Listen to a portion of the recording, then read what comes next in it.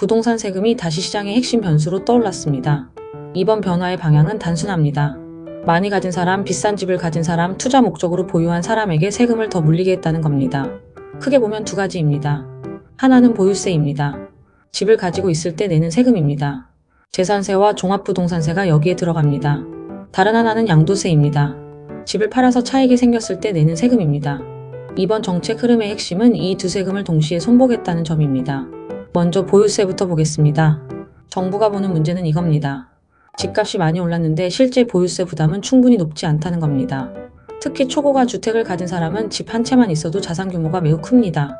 그래서 앞으로는 단순히 1주택자냐 다주택자냐만 볼 게 아니라 그 집이 얼마나 비싼 집인지를 더 강하게 보겠다는 방향입니다. 예전에는 1주택자라는 이유로 세금 부담이 상대적으로 낮았습니다. 하지만 앞으로는 공시가격 30억 원, 40억 원 이상의 초고가 주택이라면 이야기가 달라질 수 있습니다. 1주택자라도 자산 규모가 크면 보유세 부담이 커질 수 있다는 겁니다. 여기서 중요한 단어가 하나 나옵니다. 공정시장 가액 비율입니다. 조금 어렵게 들리지만 쉽게 말하면 세금을 매길 때 공시가격 중 얼마를 과세표준으로 볼지 정하는 비율입니다. 이 비율이 올라가면 집값이 그대로여도 세금 기준 금액이 올라갑니다. 즉, 집값이 안 올라도 보유세는 늘어날 수 있습니다. 현재 시장에서 가장 민감하게 보는 것도 이 부분입니다. 공정시장 가액 비율이 올라가면 종부세 부담이 커지고 특히 고가주택 보유자에게 영향이 큽니다. 다음은 양도세입니다.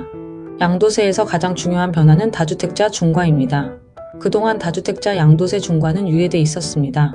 쉽게 말해 여러 채를 가진 사람이 집을 팔 때 무거운 세금을 잠시 덜어준 상태였습니다.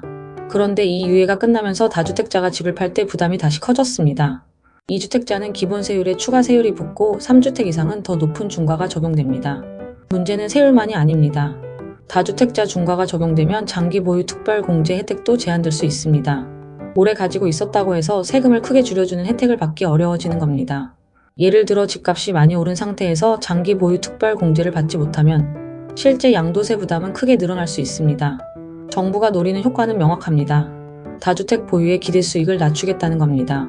예전에는 집을 여러 채 사서 오래 들고 있으면 집값 상승과 세제 혜택을 동시에 기대할 수 있었습니다. 하지만 앞으로는 보유하는 동안 세금 부담이 커지고 팔 때도 양도세 부담이 커질 수 있습니다. 시장에 매물이 나올 수도 있습니다. 하지만 여기서 중요한 포인트가 있습니다. 세금이 오른다고 무조건 매물이 쏟아지는 것은 아닙니다.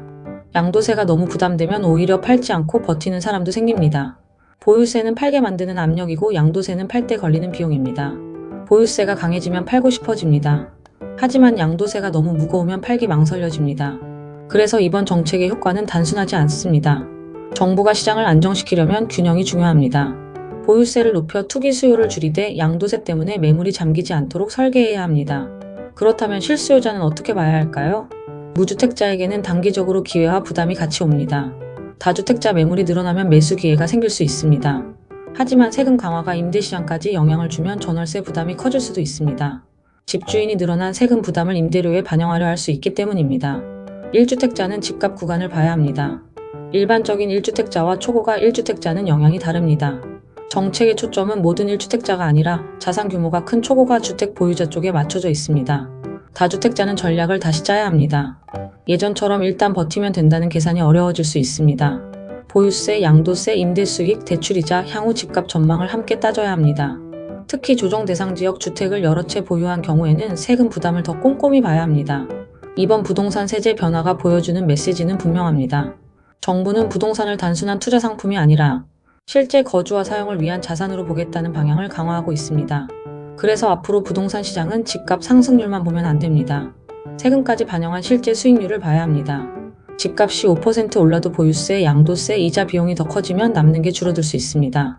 반대로 세금 부담을 감당할 수 있는 우량 입지는 더 강해질 수도 있습니다. 결국 시장은 더 갈라질 가능성이 큽니다. 초고가 주택은 보유세 부담을 견딜 수 있는 사람 중심으로 재편될 수 있습니다. 다주택자는 세금 부담 때문에 보유 전략을 다시 고민하게 됩니다. 무주택자는 매물이 나오는 구간과 전월세 흐름을 함께 봐야 합니다. 이번 정책의 핵심은 부동산 가격을 단번에 끌어내리는 것이 아닙니다. 부동산을 보유하고 거래하는 계산법을 바꾸는 겁니다. 앞으로는 집을 살 때 이렇게 봐야 합니다. 얼마나 오를까? 이 질문만으로는 부족합니다. 이제는 이렇게 물어야 합니다.